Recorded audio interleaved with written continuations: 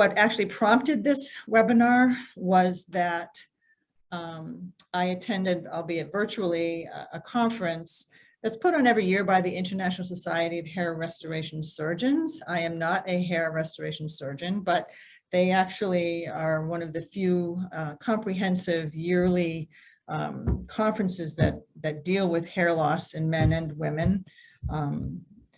Surgery is an option for some people, certainly more men than women, but that's not going to be in this particular webinar. We're going to be talking about medical treatments. So I actually think I'm going to get myself off the screen and go ahead and start.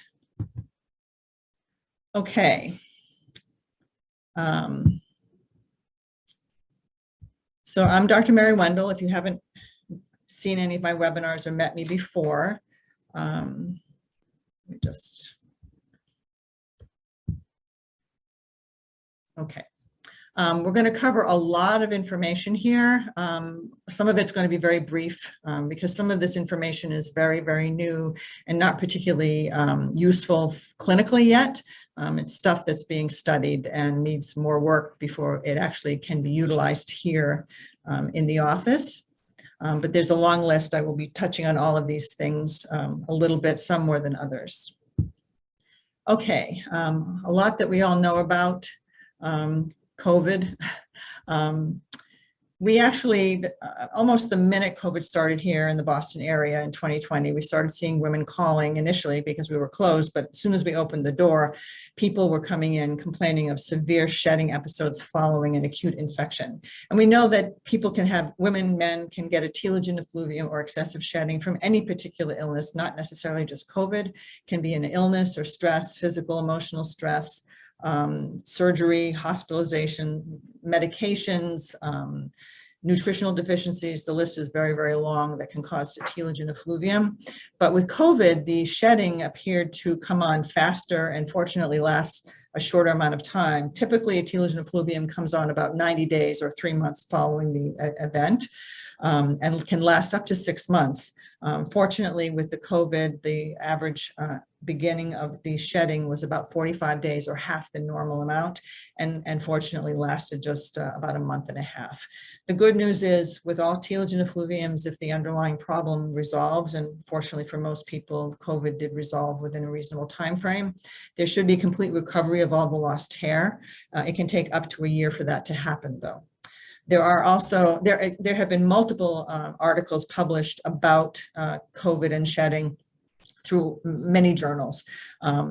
There are, however, only anecdotal reports, nothing published about episodes of telogen effluvium or excessive shedding after the vaccine. We actually had a few people come in to see us following their vaccine and feeling that they had some shedding. So I think it's a real entity.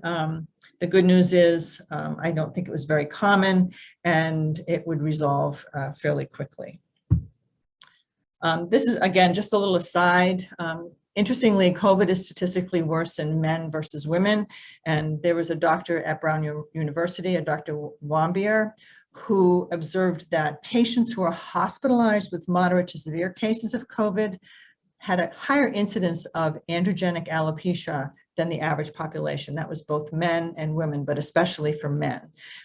He noted, and they did some studies, observational studies, that 80% of men who are hospitalized with moderate to severe COVID actually had androgenic alopecia, which is a higher incidence than the general population. And for women, it was about 42% of those hospitalized. So people started wondering if there was some kind of predisposition, whether it was genetic or related to testosterone. And in fact, there was a gene marker that was discovered that put people at higher risk for severe cases of COVID.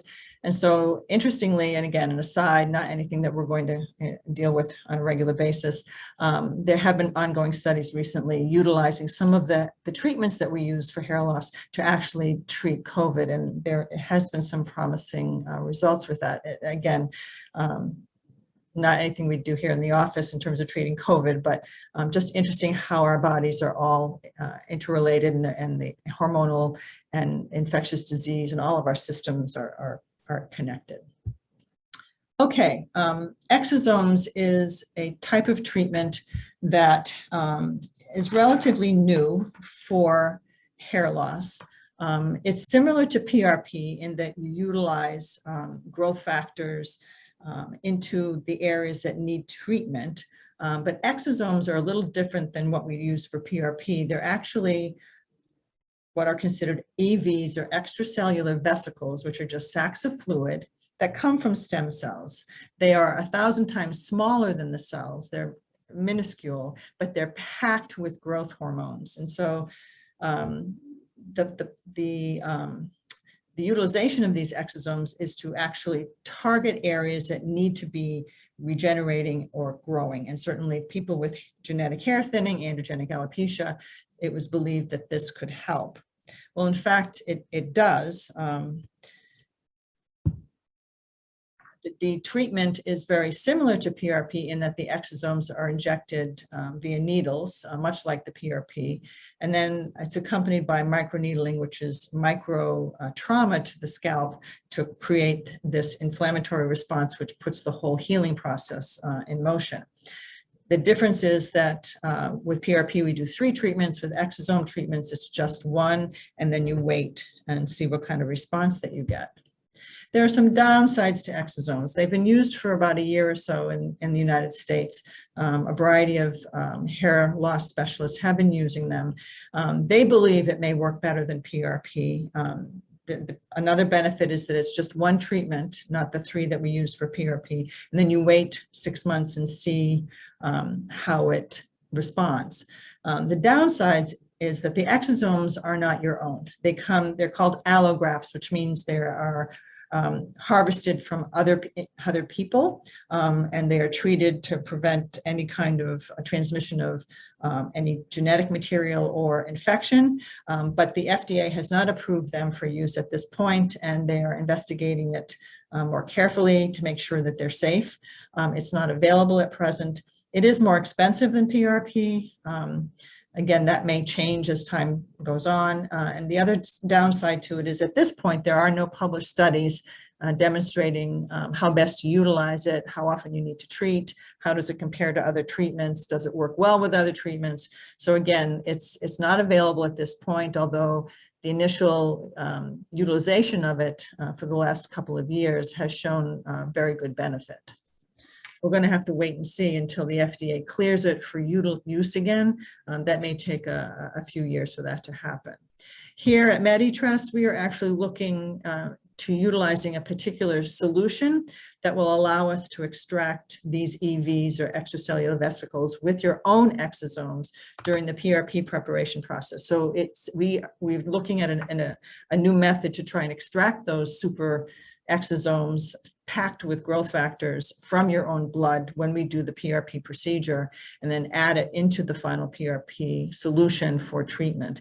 It's something we're beginning to look at. We haven't initiated it as of yet, but hopefully within the next few months we'll have a better idea if we can go ahead and move forward. The good news is these are your own. It's not obtained from anybody else. It's your own tissue. Okay, hair cloning. I'm just going to mention this quickly because there's a lot of questions about hair cloning. Is it real? Does it work? What's the status of it? Cloning of hair started back in the 1980s, and the researchers would take the cells at the very bottom of the hair follicle, called the dermal papilla, which are responsible for cell growth, and they cloned them, meaning they grew them in the lab, and then they transplanted them. Well, when they did it with mice, it seemed to work pretty well, but when they tried to do it with humans, it didn't really work. Jump forward to 2010, they were now culturing hair follicle cells themselves and trying to transplant those. Again, there was not any successful cosmetic results, unfortunately. Jumping to 2018, the technology of obtaining and then culturing these cells, both the follicle cells and the dermal papilla cells, became more sophisticated.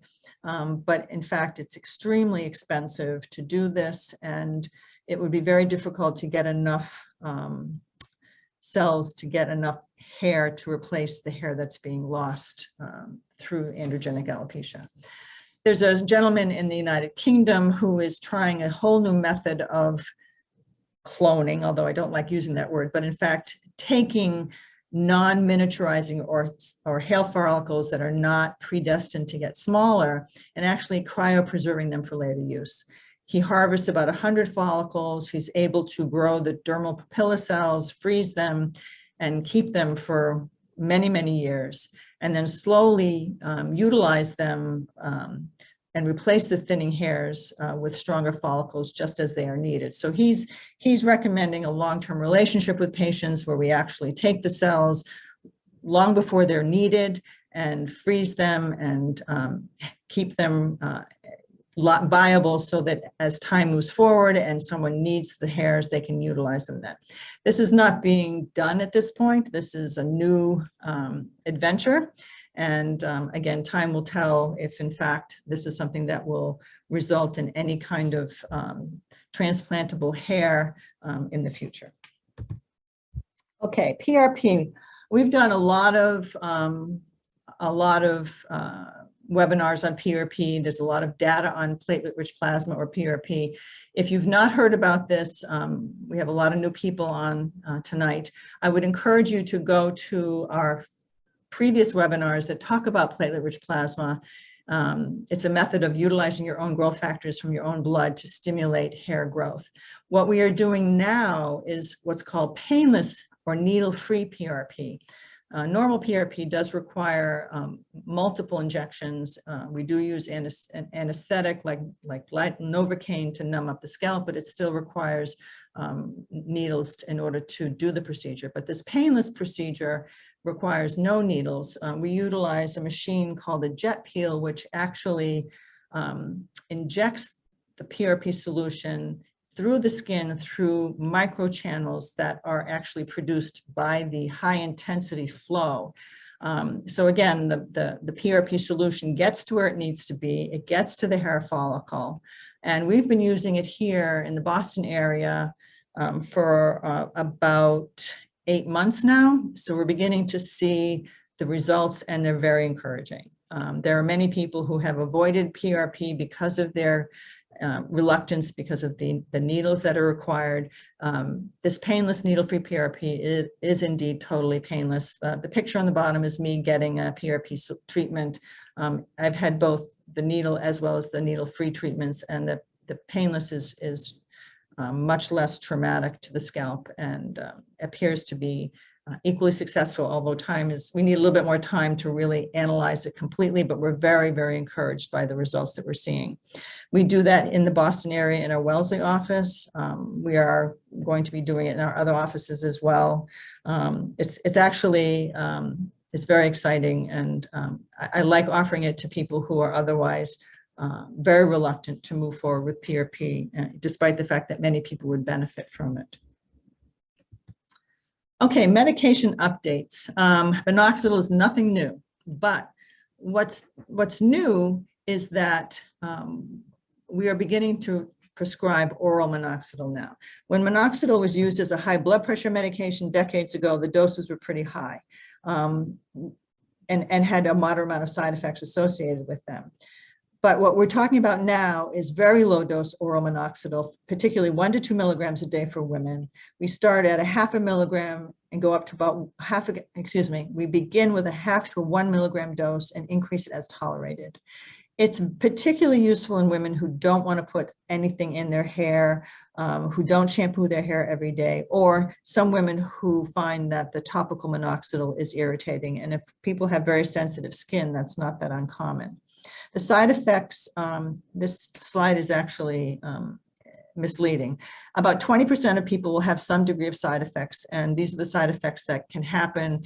Feel a little bit lightheaded, you can have a little bit of swelling in the extremities. If you tend to have low blood pressure, minoxidil can sometimes drop it a little bit lower. And yes, indeed, it can cause increased hair growth elsewhere in the body. But I always tell my patients, if you're growing hair elsewhere, you're growing it on your head as well, and see if we can deal with the excess hair growth elsewhere in a cosmetic way.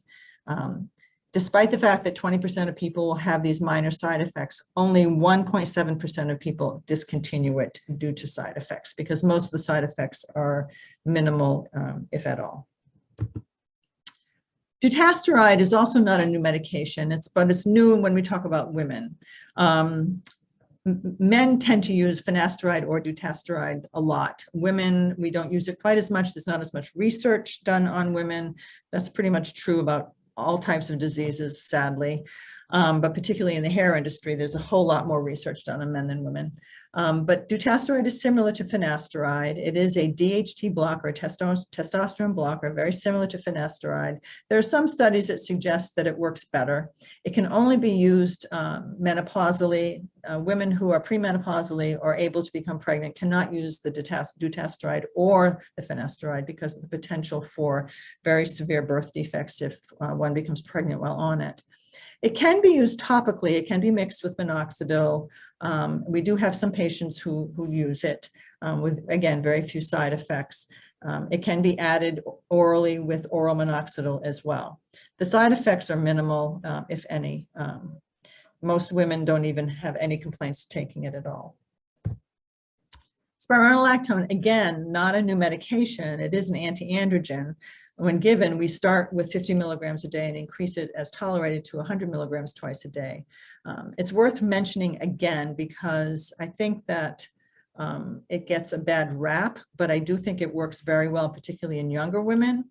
The other thing that's very new and very encouraging is that it can be used safely in women who are breast cancer survivors with no increased risk of recurrence of their cancer. This was a concern that we had with spironolactone as an anti-androgen because although androgens aren't specifically associated with breast cancer, we prefer not to do anything with hormones other than dropping the estrogen for breast cancer survivors. And there was a concern that maybe spironolactone might increase that risk. But there have been studies done, and it appears that there is no increased risk of recurrence with breast cancer survivors. The side effects of spironolactone are really nuisance, causes excess urination. It is a diuretic. And people who are over 50, they're more likely to be bothered by some of these side effects. And we need to monitor potassium levels, monitor blood pressure and electrolytes and kidney function, because as we get older, our kidneys don't tolerate these medications as well. But I have very little concern about women who are under the age of 50, over the age of 50, and particularly women who have a history of breast cancer or are carriers of the breast cancer gene. We just have a good discussion about it, but I am reassured that it is safe. Bicoladamide is a medication I hadn't heard of, mostly because it is used for primarily prostate cancer patients. It is an incredibly strong DHT blocker. The doses are anywhere from 25 to 50 milligrams a day. It is being used off-label barely just recently as an anti-androgen for women who have slightly elevated levels of testosterone. And it's especially useful in PCOS, polycystic ovary syndrome patients, because they do indeed have high normal to actually high levels of testosterone. And so the bicoladamide will decrease those levels and help diminish the effects of testosterone on their hair loss. It does have some side effects. It is known to have some hepatotoxicity, some liver toxicity. So liver tests need to be monitored prior to starting treatment and monitored every 3 months thereafter. It absolutely cannot be used during pregnancy. Okay, vitamin D supplementation. Again, nothing new. However, what is new is that there are some studies being done on it and with respect to hair loss. Vitamin D3 is not necessarily found naturally in most foods except fatty fish and a few other foods. Normally we get it from the sun. Those of us who live in the northern tiers of the United States and elsewhere get very little vitamin D. When I was in general medical practice, all my patients were deficient in vitamin D. And so we need to supplement. Whether you have hair loss or not, we need to supplement. The interesting thing about hair loss is that we do know that low vitamin D levels can contribute to alopecia. Women with female pattern hair loss or androgenic alopecia have been known to have lower levels of vitamin D. That doesn't necessarily mean there's a direct correlation. However, there have been studies to demonstrate that is the case. There also may be low levels of vitamin D in alopecia areata patients and in those patients suffering from excessive shedding and telogen effluvium. It has been known that women with low vitamin D levels and androgenic alopecia do improve with vitamin D supplements. At this particular conference that I listened to, there was a woman who did a study. She had a patient who had typical moderate androgenic alopecia, a fair amount of thinning on the top of her head, but she had extremely low vitamin D levels. And so she talked to the patient, and the patient agreed to do treatment for her hair loss only with vitamin D supplementation. She didn't do any other treatment for a period of 6 months.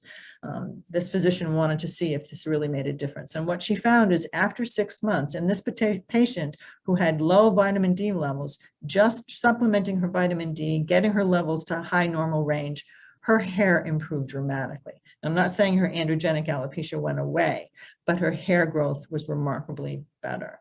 So I really encourage virtually anybody who lives in the Northern Tiers, but also anybody who is experiencing hair thinning or hair breakage or trouble with hair should be on a vitamin D supplement at a minimum of 500 units a day. They come in units, not milligrams. 500 units a day is the minimum. You can go as high as 2,000 units. Patients who have extremely low levels of vitamin D actually get prescription strengths for a period of time. So it's important. Vitamin D is nothing new, but what we do know is that it seems to have a direct correlation with hair health. Okay, non-DHT or non-testosterone contributors of androgenic alopecia. Oxidative stress, we talk about antioxidants a lot with aging. You hear a lot about antioxidant supplements. What does all this mean? Oxidative stress is a term that means the antioxidants can help reduce cell death. So oxidative stress actually induces something called apoptosis, which is cell death, and it actually interferes with matrix growth of the hair follicle. So in order to offset that, we have to try to increase our intake of antioxidants. Now, there are 3 vitamins that are known antioxidants. Those are the vitamin A, C, and E. I call them the ACE vitamins to remember them. There are also a lot of foods that are high in antioxidants. There are a lot of nutritional supplements. I've listed a few of the foods and supplements that actually are high in antioxidants. If you go online and just Google food or supplements with high antioxidants, you'll get a long list. I would encourage you to try and increase these into your diet. The other thing that I would encourage you to do is that consider seriously some vitamins and prebiotics. I'm going to show you later some initial studies that we've done about taking supplements with high levels of antioxidants and how this can translate into better hair health, better body health, in fact. Inflammation can play a huge role in hair loss. Even with androgenic alopecia, early on, biopsies do show some what's considered microinflammation. There are some inflammatory diseases that can cause profound inflammation of the scalp. That's not what I'm referring to here. Those are things like alopecia areata, scarring alopecias, cicatricial alopecias. Those have profound inflammation and need significantly higher levels of anti-inflammatories to control them. But what I'm referring to here is androgenic or genetic alopecia, female pattern hair loss. So how do we help with that inflammation? How do we minimize that inflammation, not just in our hair, but in our bodies? Again, I encourage everybody to follow an anti-inflammatory diet or take anti-inflammatory meds or supplements to improve hair cycling, to decrease this microinflammation. We do know that anti-inflammatories do help growing new blood vessels. There's a group of medications called Prostaglandin Analogues, and some of you may have heard of them. They are, 2 that I've listed are latanoprost and bimatoprost. Prostaglandins are chemicals that actually are in our bodies. A prostaglandin analog is a medication or a chemical that acts like a prostaglandin, and prostaglandins can actually cause inflammation, but they can also, depending on the type, can also decrease inflammation. And latanoprost and bimatoprost fit that category. These are the medications that are in what's called Latisse. I think some of you may have heard of it. It's a medication that is used to grow eyelashes and to grow eyebrows. There are some initial studies that have been done on scalp hair as well that have shown that these medications do stimulate growth. Unfortunately, there is not a preparation that is available to use topically that specifically is the Bimatoprost, which is the Latisse, but they are being investigated and studied. My hope is that there will be a formulation that is reasonably priced and easy to use. You can get latanoprost put into a topical solution with minoxidil, but I'll be honest with you, there haven't been a lot of studies done on that. I would prefer to see the studies that are done on the Bimatoprost alone, which is known to work a little bit better. We are waiting for those results. But again, I can't stress enough the anti-inflammatory lifestyle, diet, supplements, those things make a difference. They do diminish inflammation. There are plenty of studies done on other types of medications that we know are anti-inflammatory medications that do help minimize disease in a variety of places in our body, and hair is one of them. Okay, mesotherapy. Mesotherapy is a treatment that involves the application of a nutraceutical solution or a solution which has medications or supplements or growth factors which can target an area that is thin on the scalp, followed after doing some microneedling. So you microneedle the scalp first. There are rollers that are microneedles. There are stamps that are microneedles. They make tiny little punctures on the scalp. They're not deep. They're very, very shallow. And then following the microneedling, these solutions can then be placed on the scalp and absorbed through.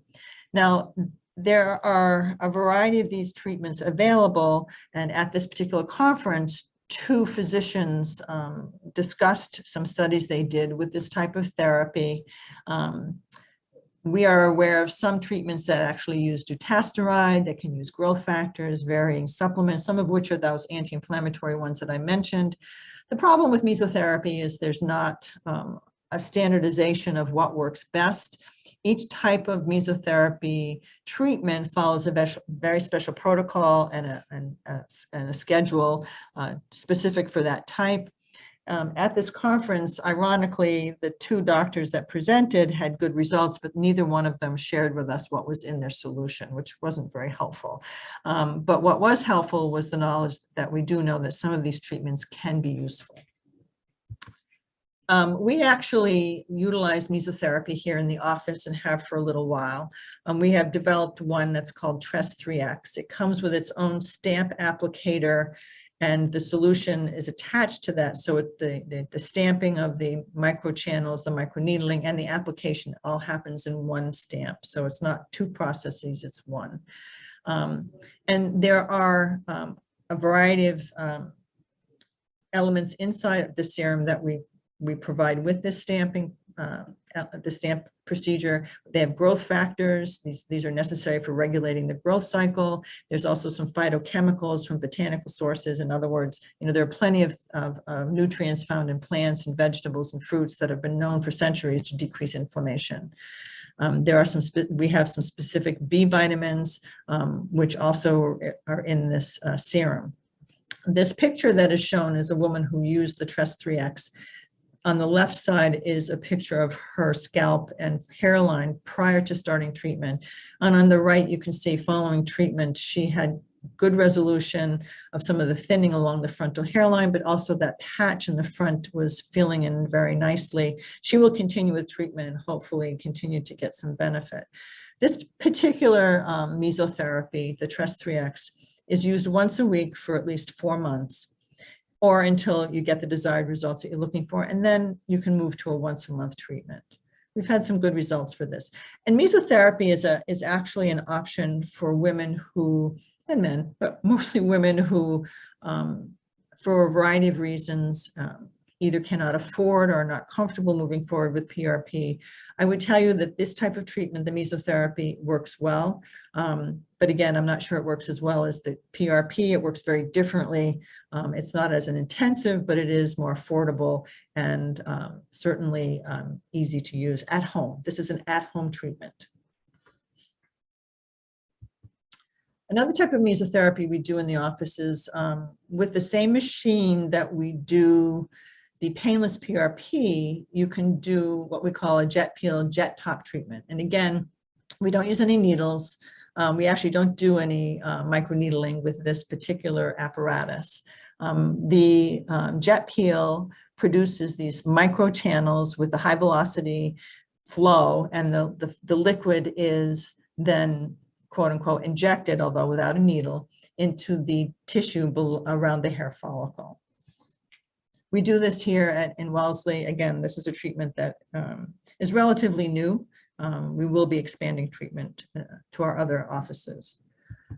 What is in that serum? Again, this is a mesotherapy. What's in the serum? There's a variety of things. There's a pomegranate serum, which is very rich in antioxidants, protects the hair from environmental pollution and chemicals. It does stimulate hair growth. There's something called capixyl, which is complex peptides combined with red clover. It provides reduction of hair loss and stimulates hair growth. And then there's a chemical called Radensyl, which is a compound of herbal ingredients. So you can see these are all very natural and herbal. And for some people, this is very appealing.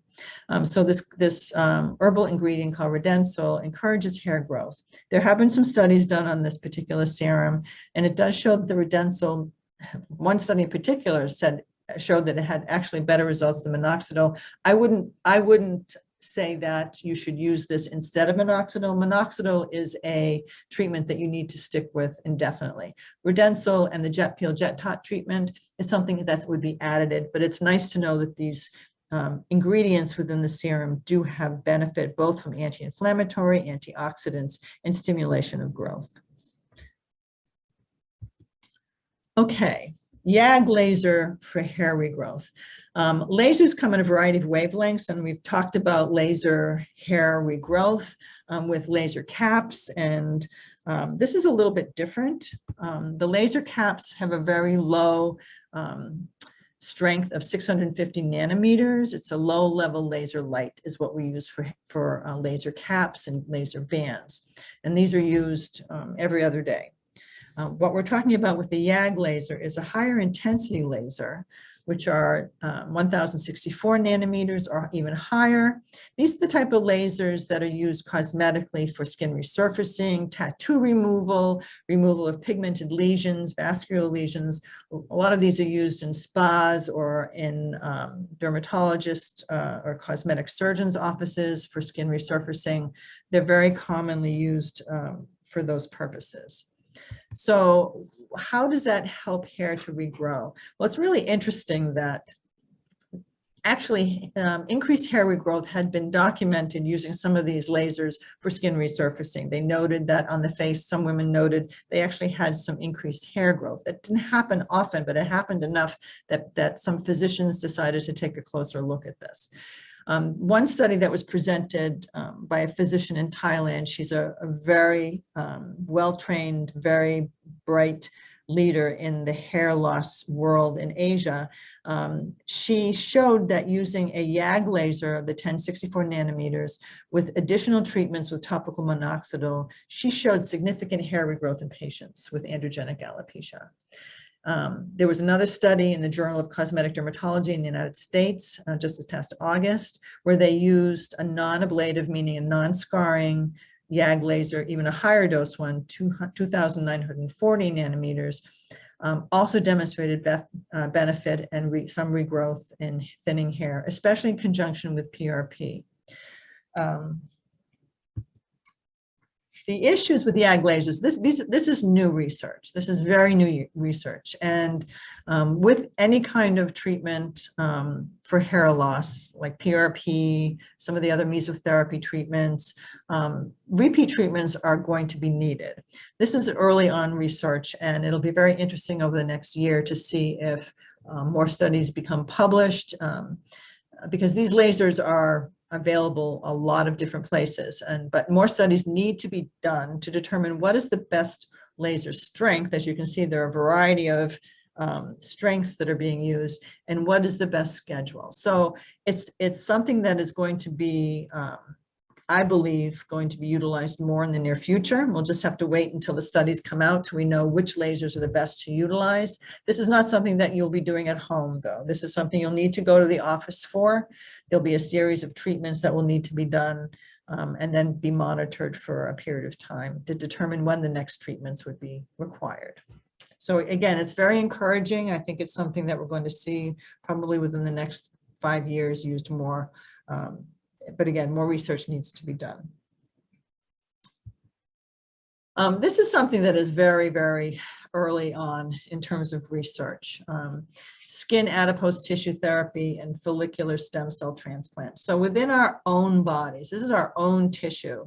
You can see on the diagram below the hair follicle, there is some fat tissue. Those are those round yellow circles. And then there's also a sac of stem cells, which we all know are needed to produce tissue. So that on the left side of the hair follicle, that's that little sac with the yellow circles. That's the stem cells. That represents the sac of stem cells that exists at the bottom of the hair follicle that are needed to stimulate growth.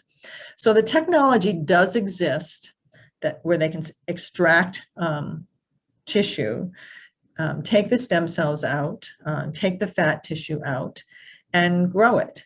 And so that technology is presently being utilized. And the hope is that we know that both of these tissues, both stem cells and the fat tissue, can be used to stimulate growth.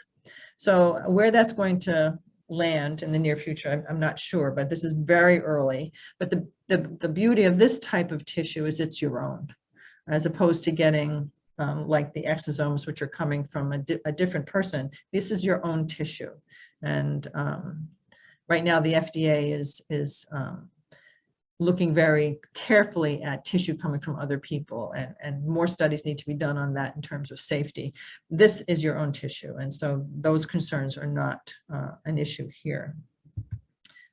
So what can these tissues do? The fat tissue is known to secrete a growth factor, which stimulates the growth of human scalp hair follicles, as well as keratin production, which is the layer of protein that's on the outside of the hair. So it's interesting. We think of fat tissue as being just bad. It just gets a bad rap. The reality is fat tissue is actually very viable, very active tissue. It excretes a lot of hormones. It has a lot of function. As much as we don't want it, we need it.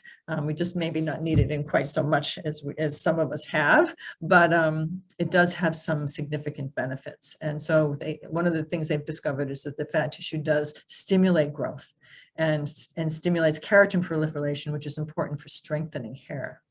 The stem cells then can, again, as I said, can be extracted. They can be grown in the lab and then possibly used in sort of like a PRP type scenario where they can be then injected or placed in areas of the scalp where they're needed. So they can be concentrated. The thing about androgenic alopecia, as hairs minimize, as they get smaller and they miniaturize, the entire hair follicle apparatus gets smaller. So the fat tissue disappears, the blood supply diminishes, the stem cells get, the sac gets smaller. So all of those things that we need to stimulate growth and to keep it healthy, all of that miniaturizes along with the follicle. And so you lose those substances, you lose that fat tissue, you lose those stem cells. And so if they can be extracted from healthy cells and then duplicated in a lab, can they then be used and given back to you in a form that can stimulate hair growth, much like PRP, but it would be a boost to the PRP. It would give more stem cells and more growth factors that we know directly help. Important to understand that this technology is very young. The two people that actually presented the studies, it's all done in the lab. They have not done anything clinically yet. The next step would be to do animal studies and then try to determine whether they'll have the same benefit with humans. So I think if they can extract stem cells and then grow them in a way that would be financially feasible for people, I think this is very exciting. Okay, Pdo Threads.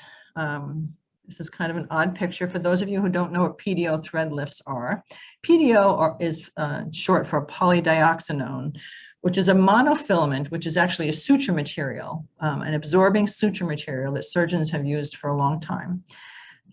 It was determined that these Pdo threads could be injected into the face in various areas It's been used for many years for facial rejuvenation and for many lifts. It actually stimulates collagen formation. It stimulates fibroblasts, which are cells that produce new tissue. Elastin is what gives your skin and your tissue firmness and obviously elasticity. It's been used for quite some time. So these tiny little filaments are injected through these little tubules. It's all done under local anesthesia, very well tolerated, minimal trauma to the skin, actually. Somebody decided to try and see if it worked on hair, on the scalp, and indeed, it seems to be. This is a relatively new treatment. We are actually beginning to try it in our New York office and see if, in fact, it does stimulate new growth. This next picture will show it being done in the scalp. It's done in conjunction with PRP. So these tiny little needles under local anesthesia are inserted into the scalp in the areas that you want to treat. The microfilaments, the microsutures are then they slide through and they dissolve on their own over a period of months. It can be used alone, but most often it's used in conjunction with PRP. It's a two-tiered treatment. When completed with PRP, we only do one treatment as opposed to the 3, and it's recommended that you repeat the treatment every 6 months. Again, like all treatments, nothing lasts forever. The stimulation needs to be continued periodically. We are actually reviewing this treatment ourselves. We're trying it on some patients, and hopefully if we see good results, we will be adding this to our treatment protocols for those who would like to try it. But again, the Pdo Threads for facial rejuvenation have been used for years.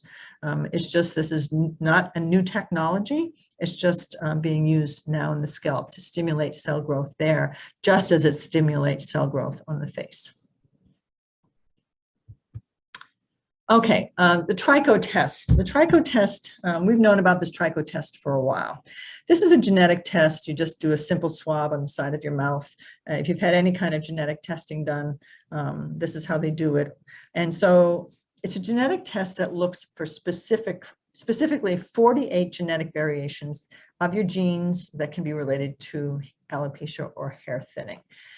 This analysis then is used to determine which treatments might work best for you specifically, whether it's an anti-inflammatory, whether it's an anti-androgen like spironolactone or finasteride, minerals, vitamins, prostaglandins like latanoprost or bimatoprost, vasodilators like minoxidil.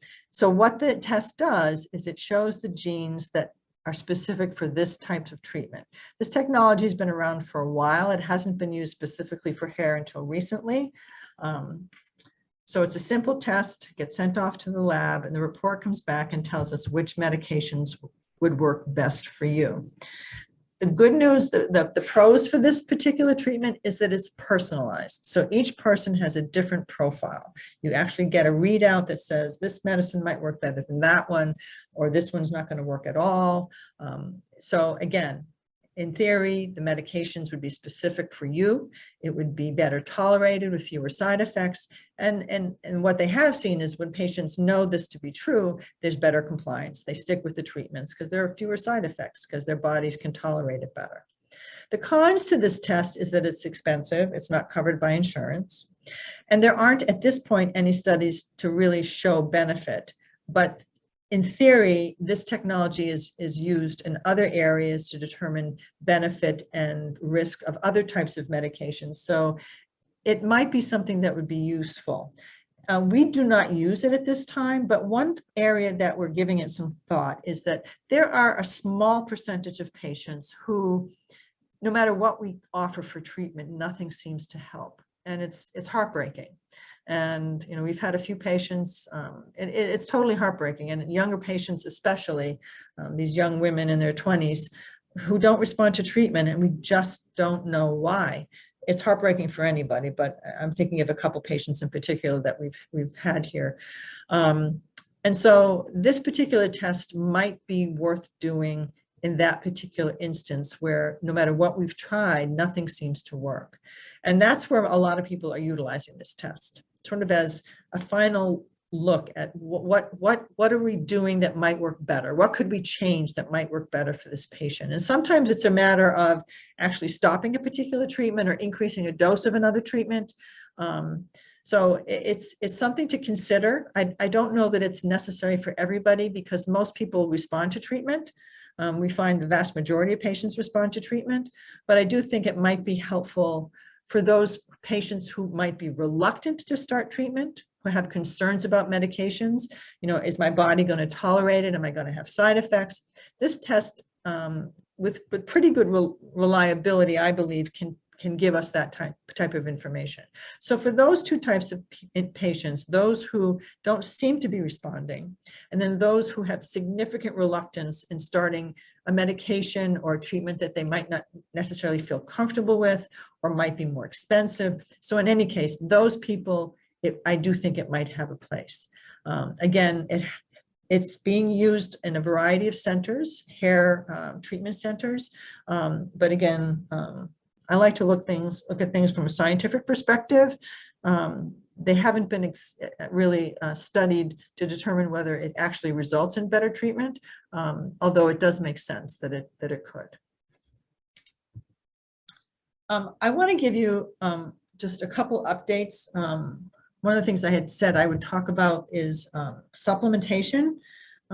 We actually, I will be quite honest with you, when I practiced general medicine, I wasn't probably as aggressive in recommending vitamins and supplements for my patients, except in very certain circumstances where they might have been quite ill or hospitalized for long periods of time, significant weight loss, those kinds of things. But what we have found is that when it comes to growing hair, it does help. And part of the problem is, you know, our diet in this country is very nutrient poor.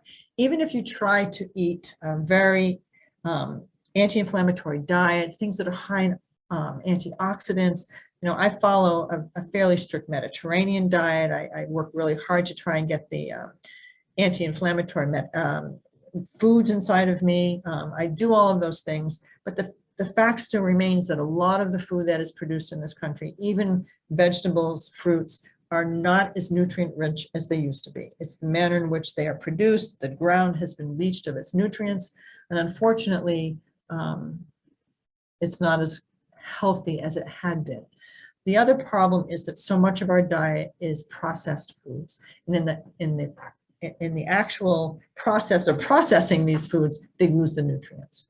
So I do believe that these nutrients make a difference in terms of thicker hair, better hair. I mentioned the study with vitamin D.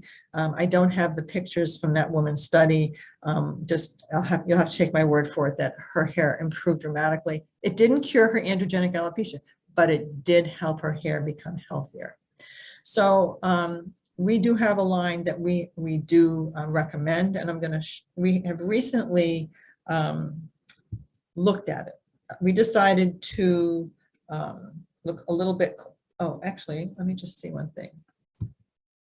Okay, yeah, I'm gonna go back. One other thing that we're working on as well is a new formulation for minoxidil. I'll get to the supplements in a second. There are a lot of things that can be mixed with minoxidil. There's a lot of stuff in there that probably doesn't help much, and there's stuff that could be in there that could be helpful. We have gone through several different formulations of minoxidil here. We've had some difficulties with the pharmacies that have produced it for us. So we decided, after a lot of heart-wrenching discussions and hard work, we've come up with our own formulation, which we think will provide the antioxidants, the stimulation for growth, the vasodilation with the minoxidil, and botanicals that are specifically chosen to improve hair health and to produce stem cell production and circulation of the scalp. So these are what's in our particular formulation. It's not quite available yet. We are working on it. We're very excited about it. And for those of you who do come to our office, we will be letting people know when it becomes available, should you choose to try it. Okay, we did a clinical study. It's not finished yet. We decided to do something similar to the woman physician who did the vitamin D study. we thought, when you have patients come in and you want them to start treatment, we don't ever just say, let's just take supplements. There are very few indications for just taking supplements. Usually there's additional treatment that would be required. So in order to do a study on the supplements to see if they really, really helped, we had to try to incorporate patients who were not undergoing treatment for their hair thinning, who thought they were experiencing significant hair thinning, for the previous 6 months had used no treatment at all, but were willing to try our supplements for a period of 6 months and only use the supplements for that time frame. We're not finished with this study. We're very early on. We're 3 months into the study. We saw all the patients. We had them come here. We examined them all to make sure that they did indeed have female pattern hair loss, androgenic alopecia. We were able to diagnose some other health problems with some of the patients that unfortunately we had to eliminate from the study. So we were very careful about who we allowed in our study. And again, they had to have had no treatment for the previous 6 months and had been willing to take the supplements for a period of 6 months. So we're 3 to 4 months into it. And so I'm going to show you some of the early results. So the one on the left is the before starting treatment. The one on the right is after. Her part is certainly thinner. Along the left temple area, she's got some new growth. This patient, her part is significantly thinner. She has had excellent growth along the central part on both sides of her hair. This woman, it's a little harder to see because her hair is so fine, so white, and her skin is very pink, very pale. But if you look closely at her center part, again, on the left side, her center part is quite wide. On the right, her part is thinning. Again, this is after only 3 months of supplementation. Again, this one's not quite as obvious, but again, she does have some new growth along her center part. This woman, if you look along the left temple area, she has thicker hair. She's growing more hair in the temple area and as well as along the side. So I'm going to go back. I just want to let people know that this is we're very early in the study. We're not going to be done for another 3 months. I will be quite honest and tell you that I expected to see benefit. I do believe that these supplements and botanicals do help strengthen hair. I didn't expect it to be so dramatic so quickly, much like the woman who did the study with the vitamin D. I think that supplementation and botanicals need to be added pretty much for everybody, as long as they're safe and there's no reason not to. And there are some people that have some sensitivities in their stomach, but in any case, I do feel it's something that should be considered. I will tell you that Western medicine lags back significantly from Eastern medicine in terms of utilizing natural substances to improve our health and well-being. Unfortunately, our lifestyle is such that we don't eat as well. Our food is nutrient poor. And I still recommend you try to improve your diet as much as possible. But we do know that it helps. I do think that we do know that women who are experiencing excessive shedding, most of those people who have a telogen effluvium will get better on their own. 95% of people get better on their own. But even in those instances, we find that the supplementation does help them recover better quality hair faster. So again, it's not the whole story. It's not the cause of androgenic alopecia, but it's something that we need to consider in every patient. Okay, I've been talking a lot. I do want to get to some questions. I hope I can get to all of them, but I don't want to go for too late. If I'm not able to answer your questions, or if you stop the webinar and you think later, oh, I forgot to ask this, please send your questions. The address is at the bottom of this page to info@meditresse.com. We will be happy to address any questions you have. And I promise that we will answer any questions I don't get to today. We will answer them if you do email them to us at info@meditresse.com. So let me put my face back up. There I am. And let me start some questions. I am going to limit the questions to probably 15 to 20 minutes, and then I'm going to have to stop. But again, I'll try. There's one question in the chat section. If you could please move it to the Q&A section so that we can get to it as well. Okay. First question, does Plaquenil help if one has been diagnosed with alopecia areata? I don't use it with alopecia areata. It is used for other types of scarring alopecias. I'm not suggesting that it might not help, but I don't have any personal experience with Plaquenil with alopecia areata. I'm sorry, I can't help you with that. I'll actually look that up for you and see if I can get more information.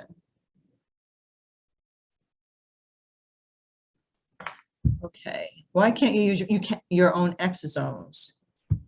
You can, except there's no, at present time, there is no laboratory available to extract your own exosomes. The actual process of extracting exosomes is very labor intensive.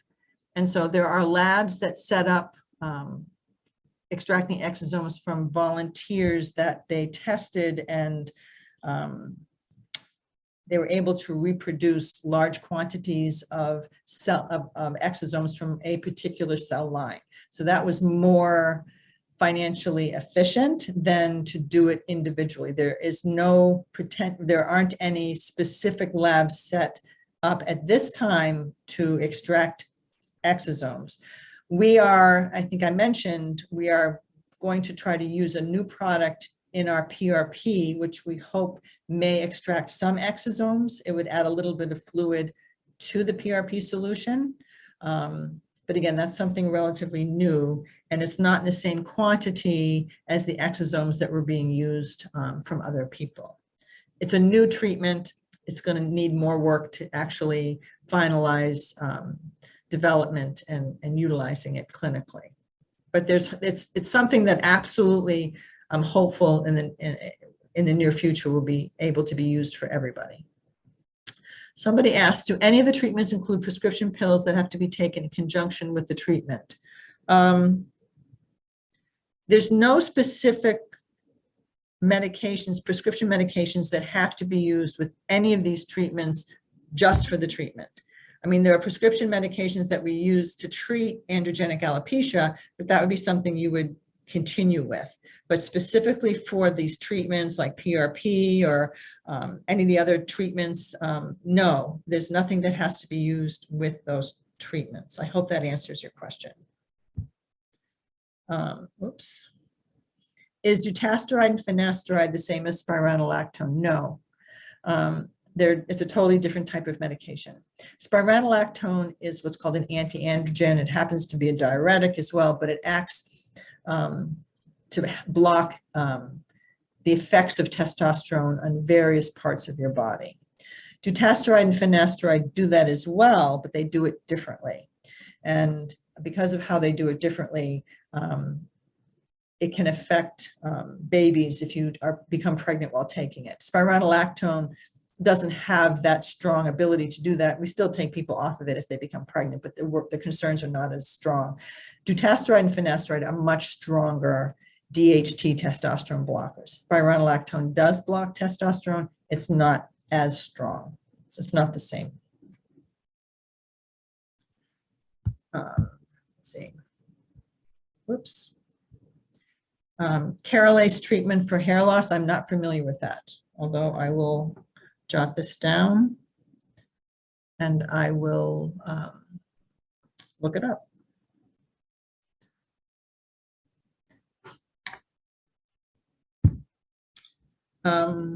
Okay. When will Painless PRP be available in the Westchester office? Also, when will the hair detox treatment be available in Westchester? We are actually in the process of purchasing the machine to be put and to have training in Westchester. I would say give us a couple months and it should be in place. We just need to purchase the machine and train our staff, which doesn't take a long time. So hopefully very soon. We're very encouraged. We used it here in the Boston office, Wellesley, because we wanted to make sure it worked.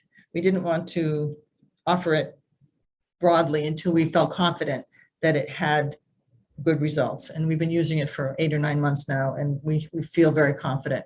I will tell you, I used it on myself. I didn't do the treatment, but I had PRP, painless PRP. It did help. My son has used it. It has definitely helped him. We have dozens of patients in the office who have done it, and we've been very happy. So yes, it will be available. The needle-free PRP is interesting. Isn't the trauma that the needles cause to the scalp necessary to get the desired inflammatory response? That is a great question. The answer to that question is the painless PRP produces microchannels. So it does produce some micro trauma, but it just doesn't do it with needles.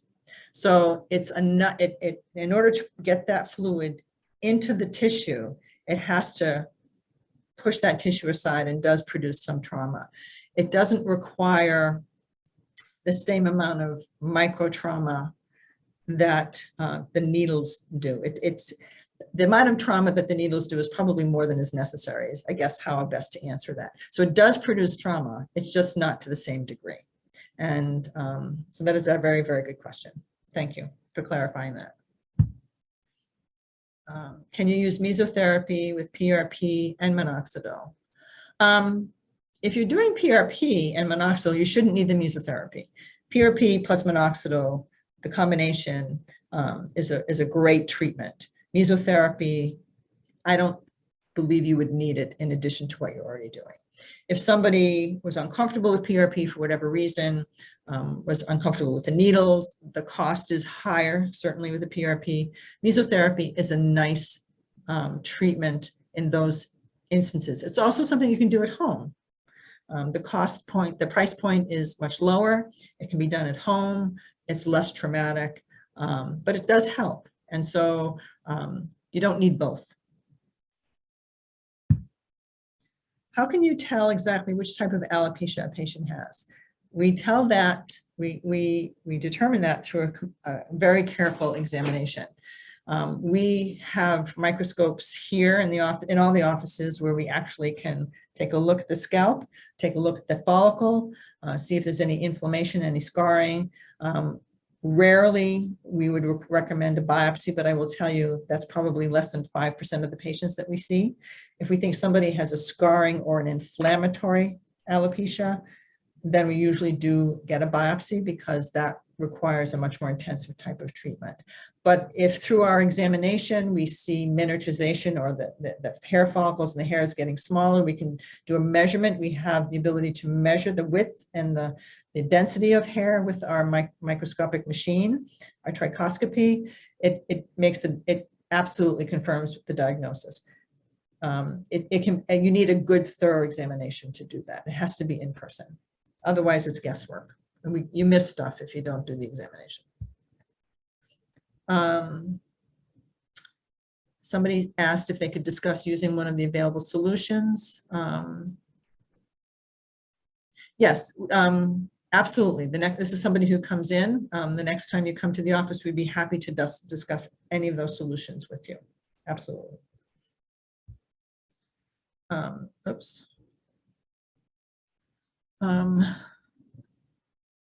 I'm not sure. Someone said, is popct as effective as opct? I'm not sure what those are. We have OPC and PRP. OPC is the optimal platelet count. I don't know if that's what you're referring to, as opposed to the plain PRP, which doesn't use the platelet counter. The OPC, we are able through a platelet count to determine exactly how much of the solution is needed to get the exact density that is best for hair regrowth. Excuse me for a second. Oh, okay, painless OPC. Okay, I was going to move to that. So in terms of the OPC, we actually use a platelet count to determine the exact amount of fluid that is necessary to get the best density of these growth factors. That's an advantage to just plain PRP. The Painless, we do the same process. We determine the exact amount of fluid that's optimal to get the best density of the growth factors. It's the same solution. And it's the same amount of solution. It's exactly the same procedure as PRP. We draw the fluid, we spin it down, we remove the fluid that's the PRP, the platelet-rich plasma. We do the platelet count, we determine what the optimal concentration is, how much solution we're going to need to get there. The difference is, instead of injecting it with a needle, it's done with the jet peel. Same solution, just injected differently. It does the same in terms of stimulating. It has all the same growth factors, stimulates the growth, the follicle, stimulates blood growth vessel, does all the same thing, just not with a needle. It's just the application of how the fluid gets in there. The fluid's exactly the same. It just, how does it get there? Can I describe the level of pain that patients experience when using the needle? Okay, I can tell you my own experience. In order to do the PRP with the needles, you have to anesthetize with lidocaine. So the only way to get that lidocaine in there is with needles. So the needles that are used for Novocaine are very tiny, but the first couple injections, just like when you go to the dentist, the first couple injections are uncomfortable. And so the first couple of injections you will feel. We do have certain tricks of the trade and techniques to minimize some of that, but the first couple injections you're going to feel, and they're going to burn like Novocaine does. Once those first few are in, generally you don't feel much. We let the Novocaine do its job, and then once the scalp is numbed, then we apply the PRP with multiple needle sticks. So the pain is, it's certainly more painful initially when you have the Novocaine put in, but then once the Novocaine wears off, when you have the OPC with the needles, the scalp is more sensitive. You've had dozens of tiny little injections, and you feel it. It hurts. It's, you know, it's sensitive. Do you need pain medication? No. The most you would need would be a Tylenol. You never require anything more than, you know, a couple over-the-counter Tylenol. You can't take ibuprofen because it interacts with the treatment. But so it is sore, and it's sore for a few days. It's more traumatic. There's no question that there's more trauma with the regular OPC compared to the Painless. The Painless, you have some sensitivity because you still made these micro channels. It's just done less traumatically. But I mean, you still feel it. It's a little uncomfortable, but it's minimal. It's absolutely minimal. So there's no question that using the jet peel and the painless way, it is painless. It's remarkably less traumatic. Most hair vitamins contain high biotin. My GP says high biotin will screw up my labs. Yes, I can explain that. It is frustrating. You're right. Most hair vitamins do contain a high level of biotin. What biotin does, it doesn't change your biochemistry of the blood, of the test that's being done. It interferes with the assay, the machines that test, for instance, thyroid tests. There's a short list of tests that can be falsely high or low because of high dose biotin in your bloodstream.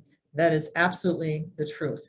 What we tell people, and we generally have to remind them, is if you're taking biotin for your hair, you know you're going for blood work, stop your supplement. You honestly only need to stop it for a few days. I tell people stop it for at least a week, just to be on the safe side. If you do that, there will be no interference with your blood tests. And again, it's important to understand that it doesn't, like for thyroid disease, it doesn't interfere with the function of your thyroid gland or the amount of thyroid hormone circulating in your bloodstream. It just affects the assay when they put your blood in the machine. I don't know exactly a whole biochemical as to why that happens, but it's important to remember it doesn't change how those chemicals are working in your body. It just changes how they get measured. So again, if you're taking it for your hair, and you should, just stop the medicine for a week before you have blood test. If you go to the hospital for something and you've been taking your medicine right up to the day before you show up, let them know that. There are only a few tests that can get interfered with. It's not like it interferes with everything. Is there any benefit to using products containing niacinamide? Niacinamide is a vasodilator. It does what minoxidil is a vasodilator, but that's not the only thing that minoxidil does to stimulate hair growth. But niacinamide is a actually form of a vitamin which opens up the blood vessels. So it does have a little bit of benefit. It's not going to work as well as minoxidil by any stretch, but there is some benefit to it. How does the cost of Painless P compare to needle PRP? It's a little bit more expensive. What I would tell you is for the series of 3 shots, the Painless is around $500 more expensive for the 3 shots, give or take a little. Treatment for FFA. Yes, we do know a moderate amount of treatment for FFA. I will tell you that some of the things that I talked about tonight can be used with FFA, frontal fibrosing alopecia, but because it's a scarring, autoimmune inflammatory alopecia, it requires more aggressive treatment with other types of medications. So yes, we do see patients with frontal fibrosing. We do some of these treatments with them, but there are a lot of other treatments that need to be considered with patients that have FFA. If you have FFA, I'm hoping that you're seeing a specialist in hair loss who can appropriately treat you and help save your hair follicles. Do the supplements contain animal products? The only thing that I would tell you is they do contain a murine fish product, protein. So they do contain that.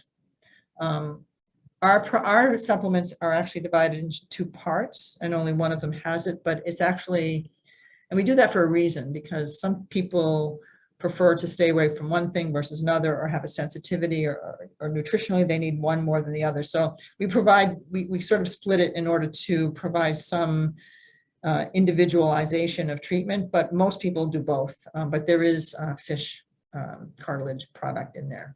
It's a protein. So is PRP done along with oral medications or alone? There's no oral medications that need to be taken when you have PRP. Most patients are not on oral medications for genetic hair loss. I use a NutraStim laser on my scalp. Is it worth it? I'm not familiar with the NutraStim laser. What I would ask you to do is to email me at the info@meditresse.com, and I will look that up for you. I'm not familiar with that particular one. We don't recommend that one.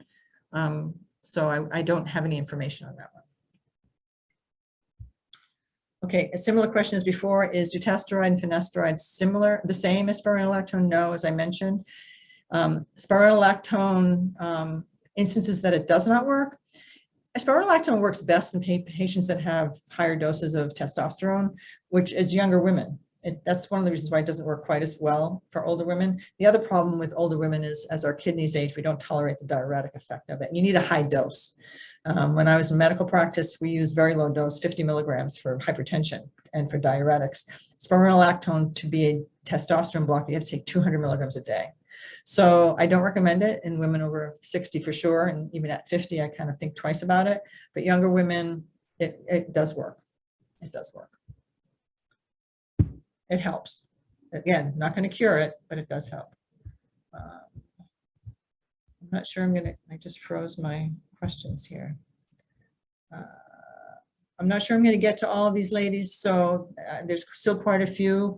And I'm going to go for maybe another 5 to 10 minutes. And please, if I don't answer your question, please send it to the info@meditresse.com and I will get back to you. Is the needle-free PRP showing better results than the original? I wouldn't say it shows better. We haven't made the comparisons. I would say that it shows equal benefit, but I'm not going to tell you it shows better. We are probably going to do that study in the near future. But that's a tough study to do, because to really do it, you have to do half the head with one treatment, half the head with the other. It's a little difficult to do, but it is working. So we're very excited. But I would not tell you it works better. It's less painful, it works. There are certain advantages in that regard. Will the new minoxidil solution be suitable for white gray hair? Yes, it won't have any color in it. Will the new minoxidil liquid treatment be sticky? No, I actually, I am the guinea pig. When we were developing the minoxidils, we were developing this for a couple of years. I can't tell you the number of different formulations that we came up with that I tried. Stickiness was something we tried to avoid. I can't tell you there's no texture to it, but there's not anywhere near as much as there are to a lot of the other minoxidils that are available, and certainly less than what we've been using. And again, there's no color to it, so it won't affect color. To confirm, I indicated the presentation that the Pdo Thread is an option currently offered in New York. It's not. We have done our first case in New York. We are now in the process of discussing how we're going to do this moving forward. Again, what I would tell you is to give us a couple months to decide when and how we're going to move forward with it. So we have some volunteers who we are trying it out on. They're using it in a lot of different areas in the country already with good success. It's just something that's new to us, so we're trying it out. And but I would say give us a couple months before we are really having it open and offering it to everybody. What is the best way to apply your liquid minoxidil? I will tell you how I apply it. I've been doing it for 20 years. I literally make a part in the middle. I drip it down the middle. I make another part in the side, drip it down the side. This part, drip it down the side. Most bottles have a measuring line, so you actually draw it up to that point. Once I've dripped the amount, I literally massage it into my scalp, and then I wash my hands and I go to bed. That's it. It takes less time than brushing my teeth. Certainly less time than flossing my teeth. Does coloring your hair cause hair loss? I love this question because I color my hair. And I've worried for years, but the reality is there have been no studies to show that coloring your hair causes hair loss. The only thing that I would tell you is that not all hair colors are equal.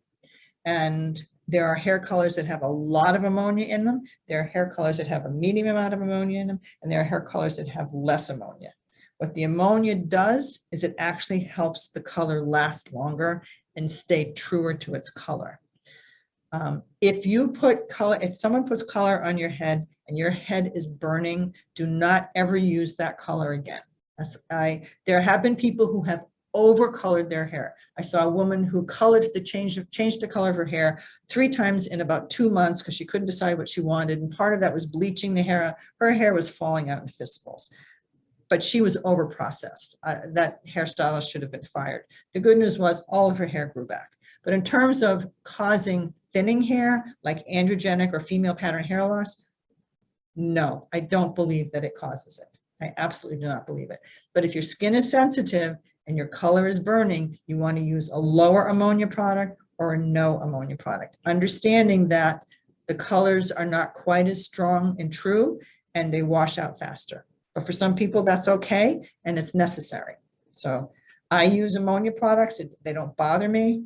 One of these days, I'm going to give it up, but I'm not ready yet. Oh, I'm frozen here. Let's see. Okay. I never mentioned OPC, the optimal platelet count. Would the new treatments that you mentioned be used with PRP? Be the same for OPC? I assume you're referring to the Painless OPC. When we do the Painless, we only do it with the optimal platelet count, not with the plain PRP. I believe strongly that the optimal platelet count PRP treatment is far superior. We still do offer it without it. It's unfortunately more expensive because it takes more time and we have to utilize different equipment for it. But when we're doing the jet peel painless PRP, we only do it with the optimal platelet. I think it's important to give the best possible treatment. I don't know if that answers your question, but Again, if I don't, please email us. Have you ever heard of Carafactor? And if you have, what is your opinion of it? I haven't heard of it. I will tell you that it's not anything that gets discussed clinically at conferences. So I'm not familiar with it. It sounds like it's probably keratin based, but I don't know anything about it. I'm sorry. I'll look it up because I need to know these things because people come in asking. I have hair loss all over my scalp, not just my part. Yes. Yeah, most of us do. It's easy to measure it on the part. That's why the photos have that. It's easy to see it. And hair loss tends to be worse more centrally. So when we do photos, we like to do the central part. That's only one of the photos that we do. We also do other photos, but the central part is easy to see the differences. It's easy to measure that. We have a machine that measures and it's easier to do it on that. So that's why we show it, but it is all over it. People have different patterns of hair loss. My hair loss is like right here. Some people have sort of an overall thinning. I think I have a little bit of overall thinning too, but again, the majority of it's here. But people have different patterns of hair loss. Some people have more in the temples or back here in the crown. Everybody's different. Treatments can help all those types. It doesn't matter. If it's androgenic or female pattern hair loss, treatment can help. Doesn't matter where you're losing it. For the painless needle-free PRP, is the price point similar as the regular? It's a little bit more expensive because the equipment, we have to pay for equipment, and there's a variety of apparatuses that we use with the equipment that are disposable that we have to pay for. Have you heard of Dr. Jerry Shapiro? Yes, he's very good. We are very familiar with Jerry. He's very reputable, very good hair loss expert. Oh, I just lost all these. What's the common doses for spironolactone for androgenic alopecia, and how long do you stay on it? Again, as I mentioned, for androgenic alopecia, you start at 50 milligrams and you work your way up to 200 milligrams a day. Typically, you stay on it if it's helping. You won't know that for 6 to 9 months. Sometimes people will notice the shedding diminishes within a few months. That's a positive benefit. But you may not notice anything in terms of regrowth for a longer period of time. If you're getting no benefit in 6 months, I wouldn't stay on it. If it's helping you, again, you stay on it as long as it's helping you, or as long as, until something better comes along. Spironolactone has been around for a long time. It's been used for a long time. It's relatively safe, used properly. So as long as you're not having a problem with it and it's helping, I don't think there's any reason to stop it unless you, as I say, get in that 55 to 60-year-old age group, and then those doses are a little bit too high for that age group, I believe. How many of your patients have undergone painless? Oh gosh, I don't know the exact number.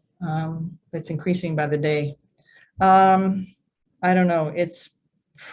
I would be guessing. We do a lot of PRP. We're doing more and more of the painless. It's got to be hundreds. I just don't know. Certainly hundreds of treatments. And again, the results are good. We're very pleased. We weren't sure when we started. It's a different way of doing PRP. There's a doctor in New York who's been doing it a longer period of time. And we had him guide us in terms of what his results had been for the last couple of years. And he was very happy with it. He was so happy with it, he stopped doing the regular PRP completely. He only does the painless. We're not there yet, but maybe eventually. But for now, we're very happy with the results. How long does it take for oral minoxidil to show results? It takes, again, results is a very open question. Results can mean you're seeing some regrowth. For regrowth, I would say 6 months. For shedding to slow down, if someone is shedding a little bit more than usual, I would say it may take even just a couple months for that to be noticeable. So I would say I would say 6 months. Most of the studies that were done on minoxidil, even orally as well as topically, it's about a 6-month time frame. You can't expect these treatments to work overnight.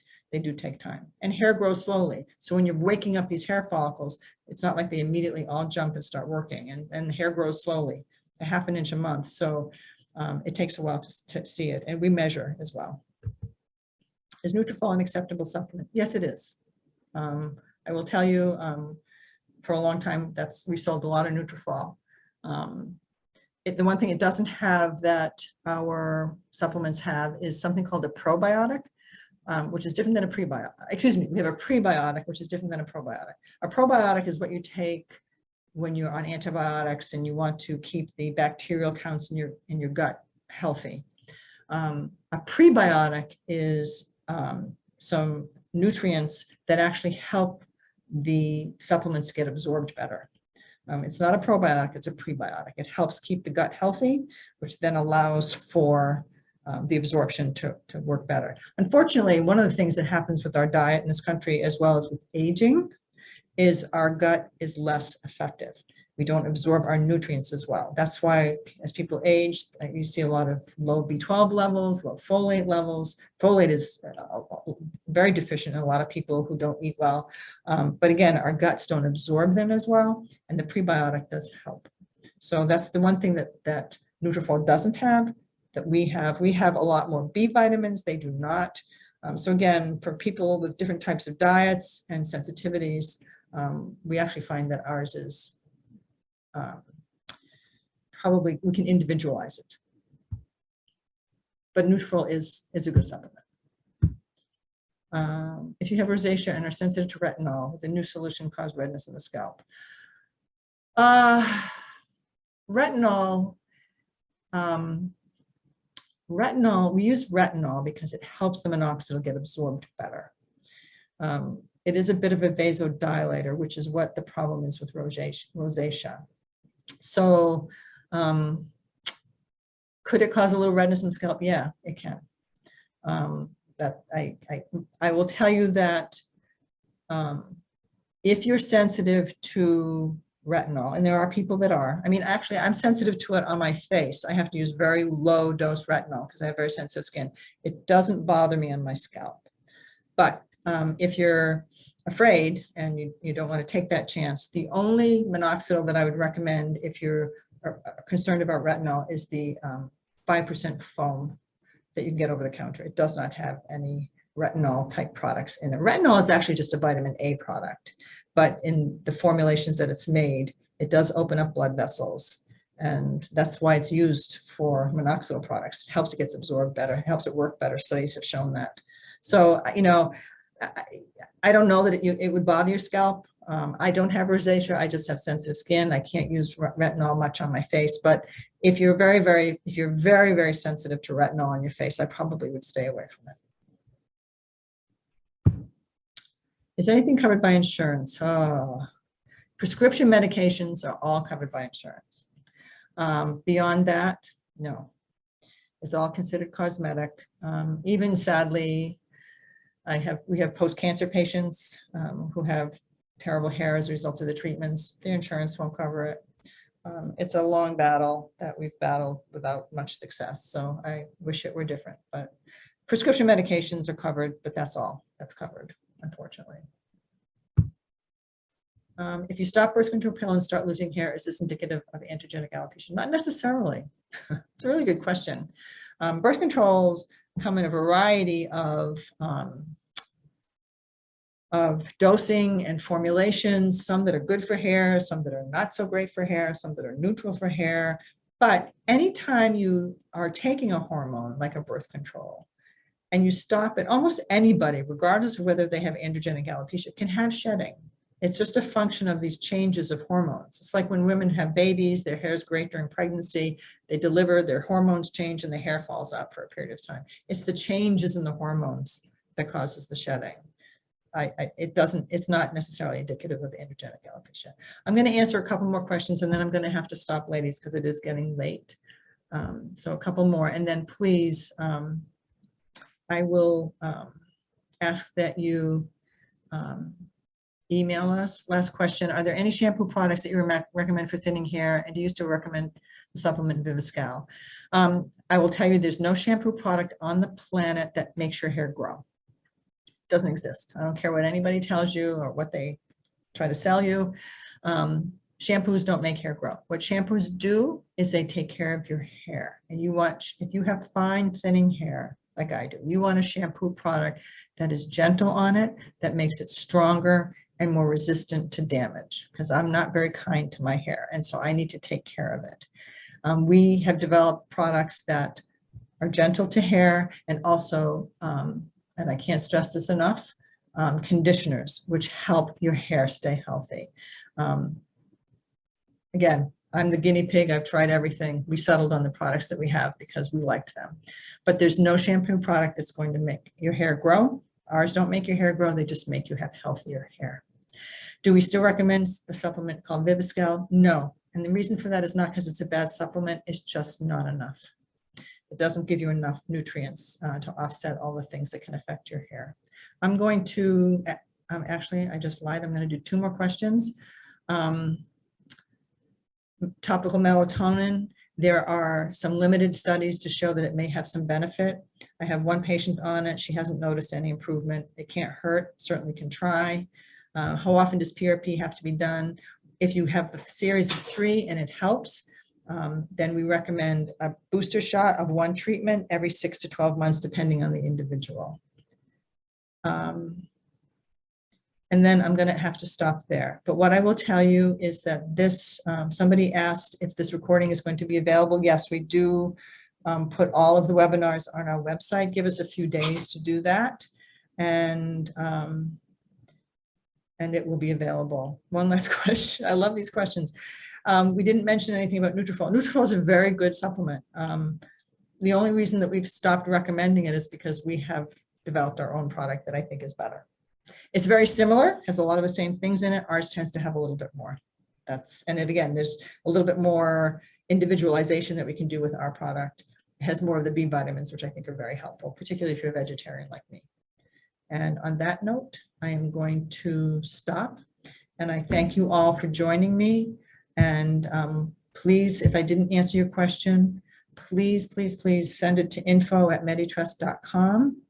And I'll be happy to answer them. And we will get to all of them. Anyway. Okay, let me just, I'm going to stop. Somebody asked if, about the only difference between men and women's minoxidil is marketing. That's absolutely correct. Everybody should use 5% minoxidil. If it says men on the box and it's cheaper, get that one. They're exactly the same. 5% once a day. I don't care if it says for men, for women, for whoever. It's the same thing.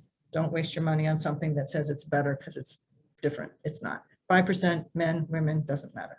Okay. Thank you all for joining us.